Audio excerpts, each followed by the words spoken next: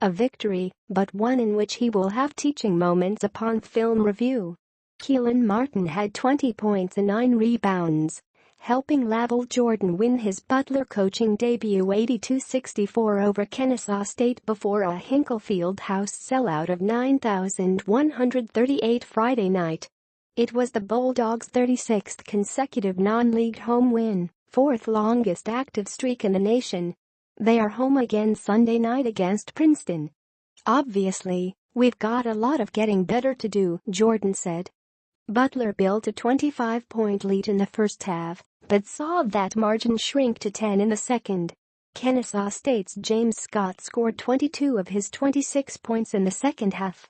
Paul Jorgensen, who had to sit out last season after transferring from George Washington, had 14 points and 4 assists.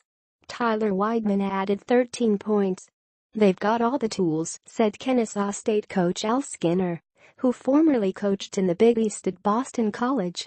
"They've got the big people who rebound the ball. They've got a stud, Martin. You need one of those to be competitive in that league." 3 takeaways. Defense and free throws. Close games often come down to defense and free throws. This one was not close, but Butler was deficient in both areas.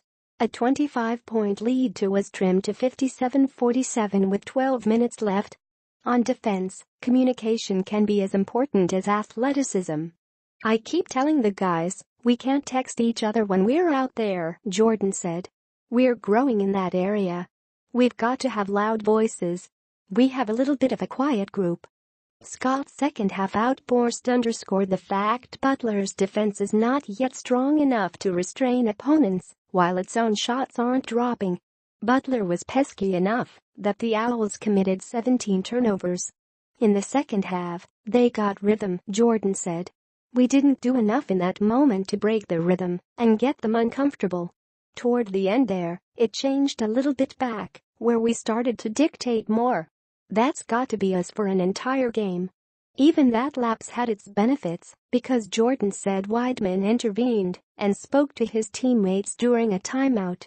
"Which is something we need him to continue to do as a leader," Jordan said. "Got our energy back going for that first unit. We were able to get back where we were."